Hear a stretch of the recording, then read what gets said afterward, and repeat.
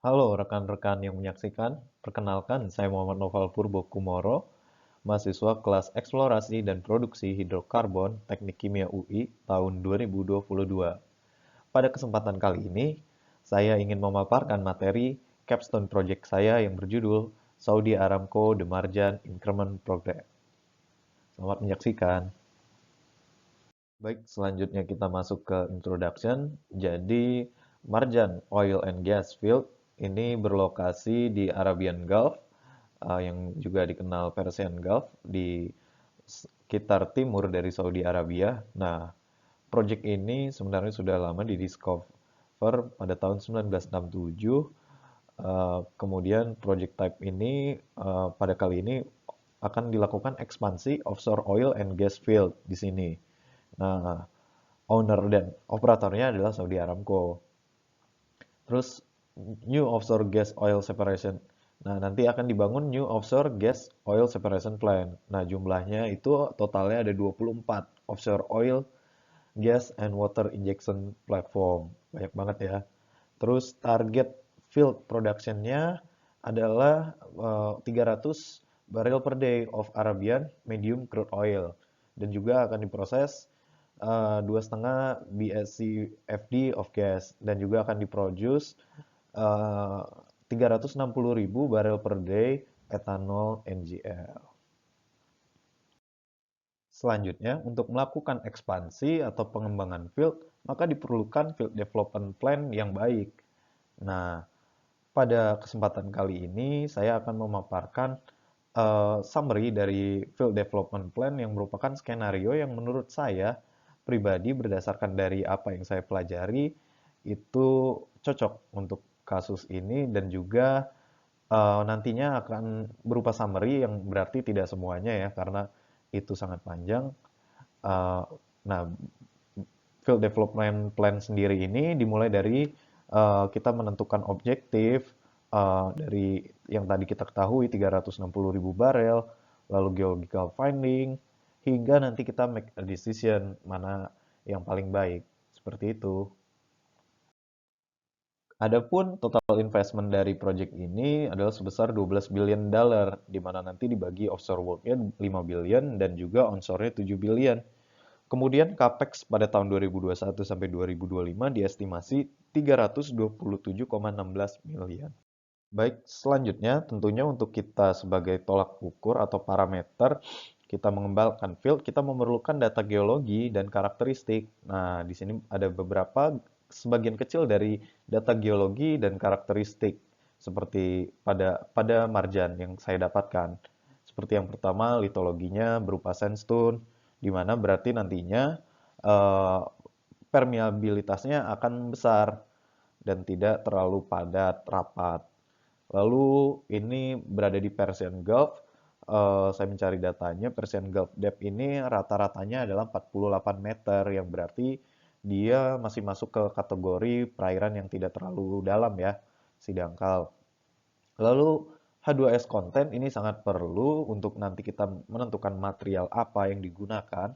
Nah, di sini ada pada bagian southern dan western well, H2S content-nya ini high concentration, yang berarti cukup korosif. Dan juga pada northern well, ini bisa diabaikan, kurang dari 10 ppm. Lalu kemudian, nah ini adalah field production GOSP yang dibuat dari Aramco ini, dia fieldnya kapasitasnya adalah 475.000 barrel oil per day.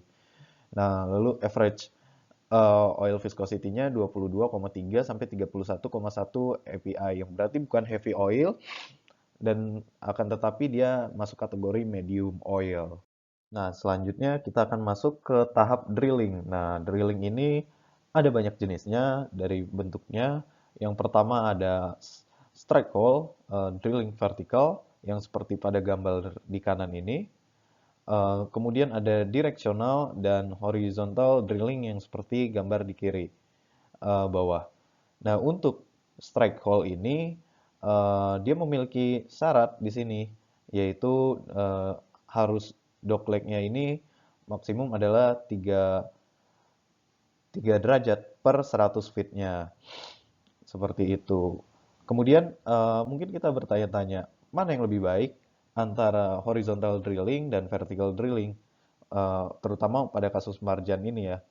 Untuk menurut saya horizontal drilling ini biasanya digunakan pada ada case di mana di bagian atasnya ini ada banyak bangunan atau mungkin ada susunan bebatuan yang cukup keras sehingga dia perlu melakukan drilling horizontal ke bawah. Nah, seperti ini sehingga dia tidak melewati bagian-bagian yang tidak diinginkan seperti itu. Nah, akan tetapi horizontal drilling ini jika bisa dihindarkan mungkin akan lebih baik karena horizontal drilling ini cukup beresiko karena di sini kita melakukan bor horizontal tentunya ada tekanan dari tanah ke bawah yang memungkinkan pipa drill ini akan rusak. Sedangkan untuk dan juga pada horizontal drilling ini relatif lebih mahal ya. Sehingga untuk kasus ini eh, karena di tengah laut mungkin kemungkinan tidak ada banyak hambatan seperti ini sehingga vertical drilling lebih dipilih. Nah, ada pula jenis drilling lain. Yang pertama ada salt dome drilling yang mana dia tidak akan bisa vertikal karena nantinya dia akan mencegah terjadinya blowout jika dia di drill secara vertikal lurus eh, nanti akan riskan terjadi blowout. Lalu kemudian ada multiple well drilling. Nah, ini biasa digunakan pada kasus di mana nantinya di bawah rig ini ada banyak sumber hidrokarbonnya, reservoir-reservoirnya seperti gambar di atas.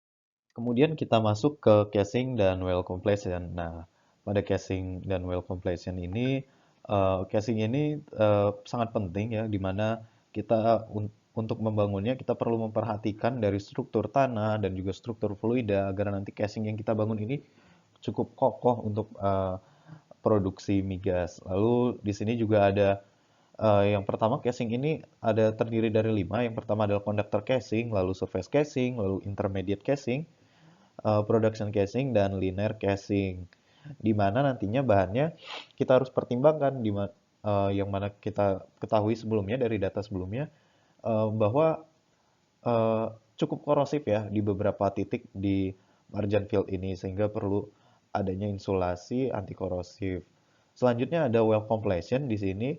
Nah, well completion ini yang selanjutnya akan ditaruh di mana nanti di sini ada dua jenis well completion. Yang paling sederhana adalah bottom hole completion dan yang kedua adalah tubing completion.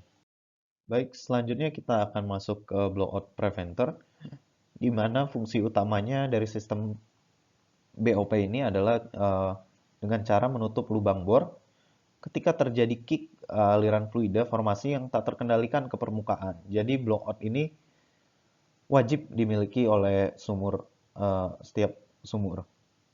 Nah, rangkaian BOP ini terdiri dari annual preventer, ram preventer, pipe ram, blind shear ram, lalu drilling spools. Nah, selanjutnya ada Christmas tree. Nah, Christmas tree ini digunakan untuk mengatur aliran migas ketika produksi. Nah, pada kasus Marjan ini, dia memiliki Christmas tree dan juga blowout preventer yang berbeda mungkin karena dia di offshore maka uh, ada tipe subsea yang bisa dilihat pada gambar. Nah, ini merupakan tipe subsea dari Xmas tree dan blowout preventernya. Pada Xmas tree-nya bisa kita lihat tidak membentuk pohon Natal ya pada yang subsea ini. Baik, selanjutnya kita masuk ke oil and gas facility requirement. Nah, pada dasarnya ada oil processing system. Nah, oil processing system ini terbagi dari wellhead platform, processing platform, accommodation platform, power generation, and flare. Lalu ada juga transport facility berupa production rise, pump booster, subsea, flow line. Selanjutnya kita masih masuk di oil and gas facility. Yang pertama di sini ada platform dari produksi migasnya. Nah, pada kasus marjan ini menurut saya paling cocok adalah jack up platform karena berdasarkan dari ketinggian atau kedalaman dari air pada Persian Gulf yang masih di bawah 500 feet. Makanya jack up platform ini sangat pas menurut saya.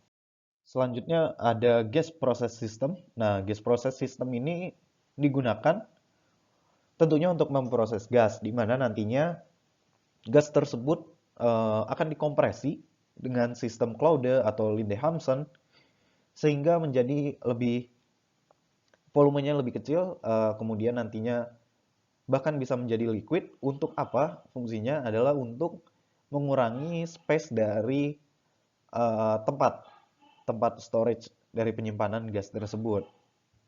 Lalu di kanan ini ada contoh dari gambaran dari suatu rig di sini, di mana nanti ada tempat main gas oil separator, CO treatment yang bisa dilihat pada slide. Nah, selanjutnya kita masuk ke pipeline. Nah, pada kasus Marjan Field ini akan dibangun 217 subsea pipelines dan juga 145 km of subsea cables. Nah, tujuannya apa? Ini untuk melakukan transfer, untuk dilakukan pengolahan gas pada Tanajib kompleks ini di sini. Karena pada Marjan Field ini terdiri dari banyak sekali offshore, sehingga akan lebih efisien jika diolah pada satu tempat seperti ini. Nah, sekarang ada reservoir monitoring system. Nah, teknologi ini melibatkan pemasangan permanen sensor seismik di dasar laut, memungkinkan operator untuk terus memantau perubahan reservoir dengan gambar yang lebih baik sepanjang umur lapangan. Informasi yang dihasilkan dari ini, PRAM ini, nantinya akan membantu upaya keseluruhan dalam visualisasi dan pada layernya analisis prediktif, sehingga nantinya akan produksi migas akan lebih optimal dan juga efisien. Oke, baik. Sekian presentasi mengenai materi dari saya. Kurang lebihnya mohon maaf.